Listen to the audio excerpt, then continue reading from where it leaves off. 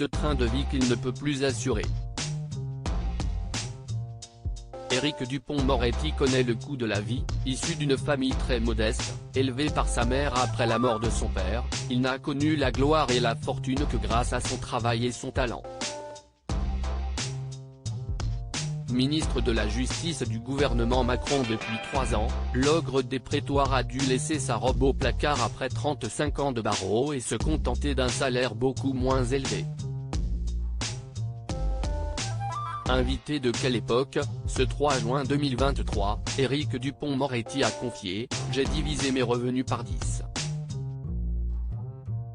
Interrogé à ce sujet par Christophe de Chavannes qui lui faisait remarquer à juste titre que le poste de ministre était beaucoup moins intéressant financièrement que le métier d'avocat pénaliste au niveau auquel il le pratiquait, le ministre de la Justice a dit n'avoir aucun regret.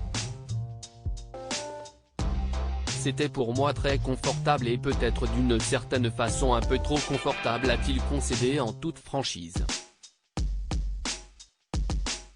Éric Dupond-Moretti, les membres de sa galaxie en quelques images. Éric Dupond-Moretti menacé à l'approche de l'été. Bien qu'un poste depuis juillet 2020, Éric Dupond-Moretti fait encore l'objet de critiques venues du sein même du camp présidentiel. Elle questionne sur son maintien dans l'habit du garde des Sceaux, alors qu'il doit porter avant l'été le projet de loi sur la justice.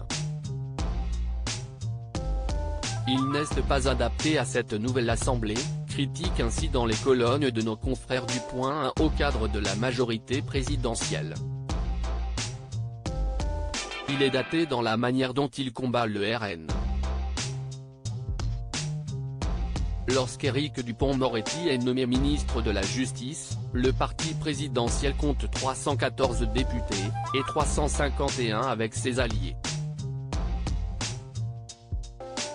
Aujourd'hui, il ne compte plus que 171, 251 avec ses alliés de la majorité de gouvernement. Le RN compte, pour la première fois de son histoire, 88 députés. Un vrai défi pour le ténor du barreau. Crédit photo, capture France 2.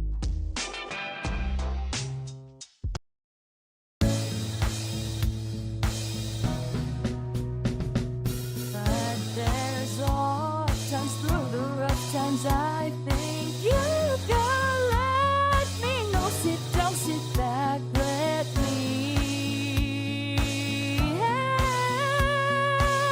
you out. Just step